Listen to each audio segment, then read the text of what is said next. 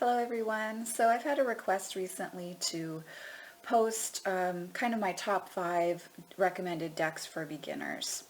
And I do have a similar video from way back in the day on the channel, but it's from a long time ago. And it's hard to believe it, but the channel's been going for over 7 years now. So it definitely felt appropriate to redo this video. Also, I think having mentored quite a bit over the last 5 years or so, I can say I also have perhaps a slightly different perspective on the decks you may want to start with as you're getting to know tarot. So there are very many different schools of thought on, reading tarot correctly. There is no one correct way. The best way that you can read tarot is the way that speaks the most to your gifts in union or unison with the structure of tarot itself. Now, the difference between tarot and oracle is that tarot decks have a structure that they're following. Oracle decks are completely created by the deck author, and so follow a structure that is unique for that deck itself and may not apply to any other deck that you work with. And you do want to trust and use your intuition, whether you're reading with tarot or oracle decks. Tarot does have a set structure though, and I am a reader who does feel that honoring that structure is important in your work with tarot itself. There are many different schools of tarot within the tarot structure. There's Rider-Waite-Smith, the most widely accepted. There's the Thoth Tarot. There's the Hermetic Tarot. There's the Boda. There's Order of the Golden Dawn. We could go on and on. The kind of various veins of tarot are very much, unique and many. So once you sink your teeth into this structure, there's a lifetime of joyful study to be had. But when you start working with tarot, you may find it helpful to work with the Rider-Waite-Smith system. I say this because it's the most popular, and most of your guidebooks or tarot, intro to tarot decks or courses that you take are going to work with a Rider-Waite-Smith deck or a Rider-Waite-Smith knockoff. It's also kind of like the gateway drug to all the other goodies that are going to come along in tarot. Unless you really, really feel a kinship to, like, say, Crowley's Thoth, I wouldn't necessarily start there as you're building your understanding of the structure of tarot.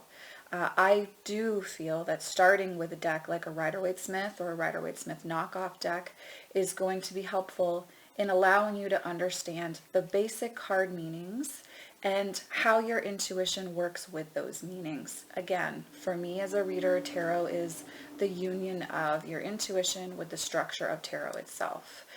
I am someone who, if you don't know your tarot structure and you're reading with tarot, but you're not reading tarot, you're reading an oracle deck. You're just using a tarot deck in an oracle deck's place. I don't think that's really reading tarot, and I've talked about that on the channel. So when you are approaching learning, and if you really want to learn the structure, it is helpful to have a Rider-Waite-Smith deck to start that journey with.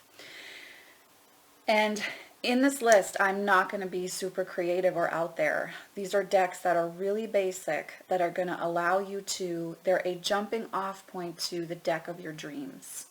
I don't recommend starting with Tarot of Vampires out the gate unless when you look at that deck, you have such an insane connection that you can read with it immediately.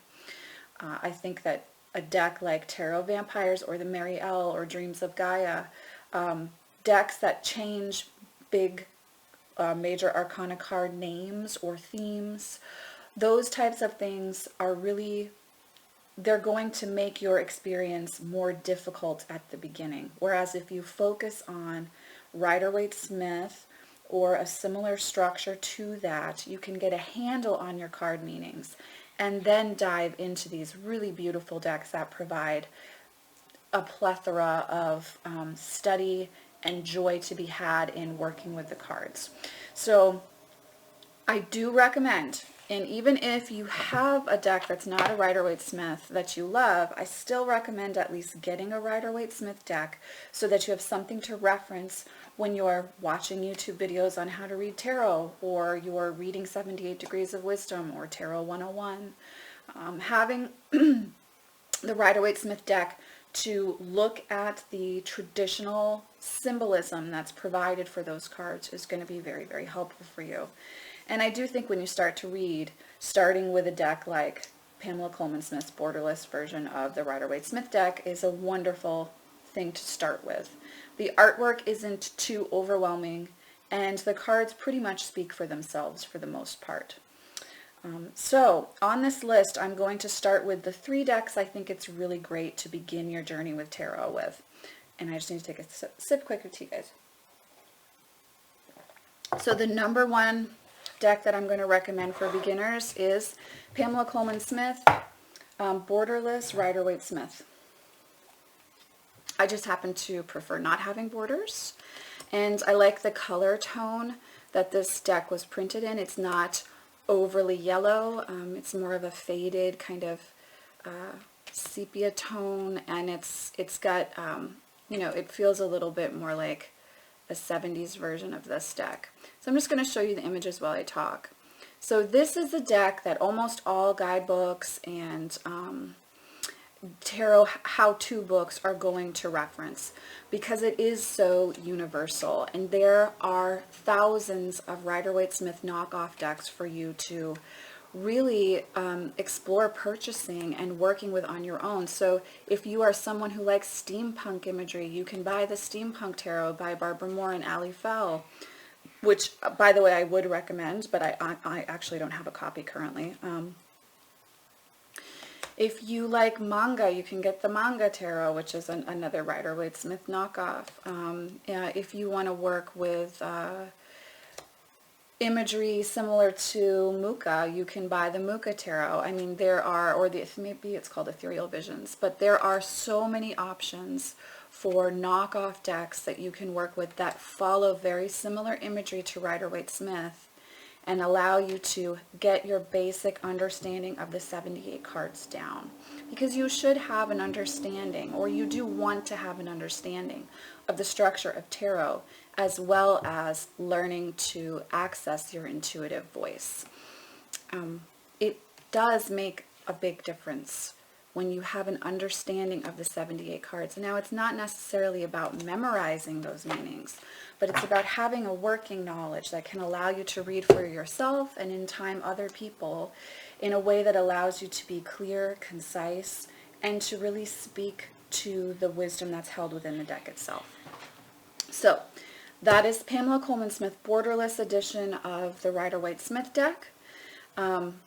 This is the deck that was created by Waite. Pamela Coleman Smith did the artwork. Now I'm also going to recommend the Morgan-Greer Tarot if you struggle with the imagery in the Rider-Waite-Smith deck and it's just not for you. The Pamela Coleman Smith deck can give you a little more of like a 70s vibe. The colors are very saturated, and while it does bring in some Boda and Order of the Golden Dawn aspects, it very much follows in the imagery, for the most part, traditional Rider-Waite-Smith knockoff imagery. So this is one that can let you feel like you're mixing it up a little bit from the one everybody works with, but still gives you a firm basis in the traditional meanings associated with the Rider-Waite-Smith system of reading tarot. This is also a borderless edition, and if you are new to tarot, you will find that there's always great debate about, is a deck better with or without borders? I'm going to fall firmly on the no borders line. But you will find that some of the decks you really love may come with borders because of, you know, printing at a time period where borders were more popular than they are currently. So you see you get really saturated imagery. It's not overwhelming. This also makes it a great deck to begin with because the artwork isn't so dense that you get overwhelmed by what's happening in the card. You can really focus in on the basic symbolism that you're seeing in each card, and this will allow you also to be able to access your intuition clearly as well. So that is the Morgan-Greer Tarot. The other basic deck that will give you a slightly different feel to Rider-Waite-Smith, but still follow the imagery that will allow you to read very easily within an intro to tarot book is the Aquarian Tarot by David Palladini. This is the travel size edition. So it's much smaller than if you buy the regular size. So this has more of a watercolor theme to it. It's softer while still very much having the traditional imagery of the Rider-Waite-Smith. I love that image of the High Priestess. And as you can see, there's a very like kind of vintage 70s feel to these last two decks that are very enjoyable. Here's Temperance. I love this rendition of Temperance. So again, not overwhelmed with imagery in the card. Very simple, easy to decipher what's being said in the images themselves. This deck does have borders, as you can see. So this is a really nice deck to start with. It's not going to feel overwhelming or too dense, but it is going to allow you to learn the system and structure of the Rider-Waite-Smith Tarot deck system. And I do, again, like I really do think that starting with Rider-Waite-Smith is a really great place to build your foundation. There are certain decks that I have omitted from this list that I really love because they change the names of some of the major arcana cards in tarot. When you are learning tarot, it's difficult enough to remember the structures of the majors, the minors, and the court cards, let alone how they're going to all tell a story when you draw them together. If you typically draw the tower, if you were to draw the tower and the name had been switched to, I don't know, hindrance or something like that to make it sound softer, you will lose a certain level of gut reaction to a card that sometimes you really are supposed to have. Tarot is not a love and light deck from the standpoint of it carries light and dark in every aspect on that spectrum within it. So cards like the Tower, the Devil, the Death card, the Hanged Man, the Judgment card, those cards, in my opinion, as a reader, we do need those in the deck, and we actually do benefit from those titles in the deck as well.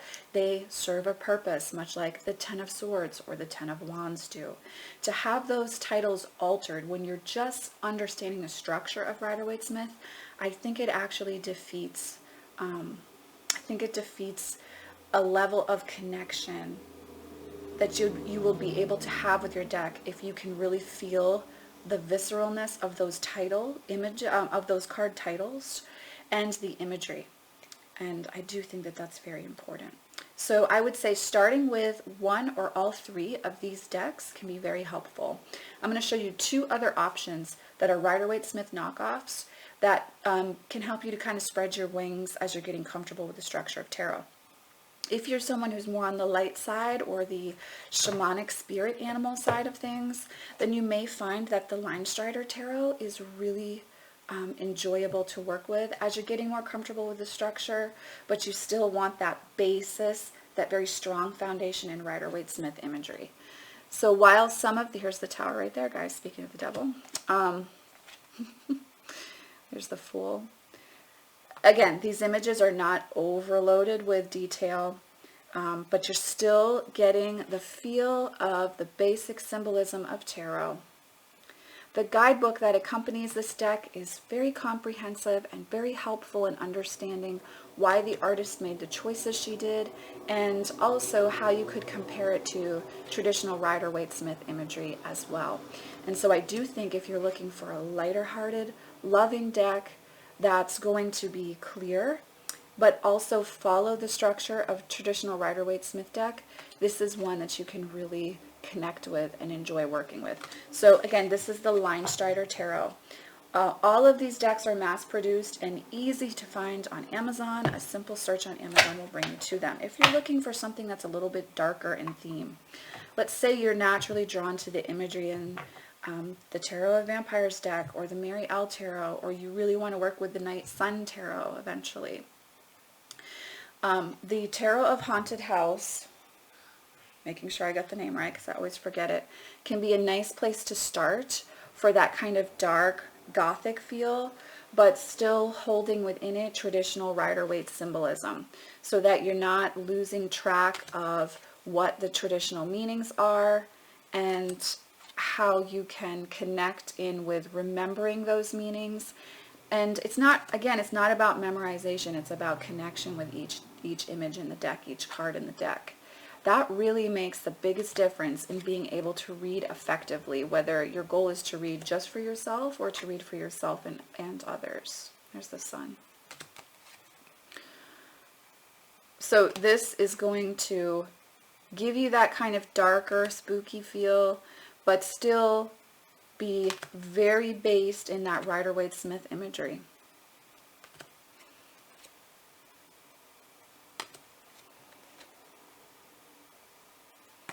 I'll show you a few more images from here.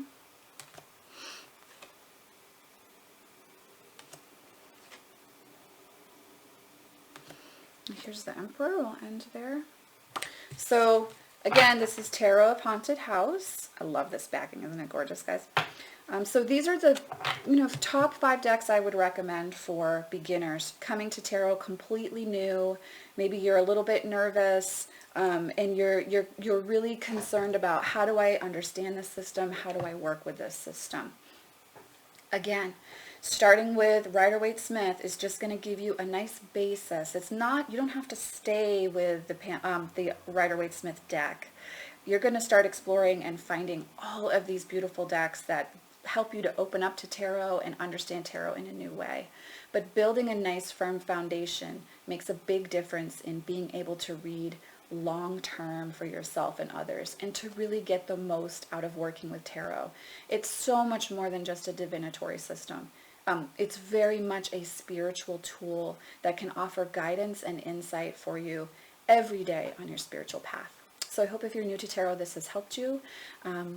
And thank you to the individual who requested it. I will see you all in the next video. Much love, many blessings, guys.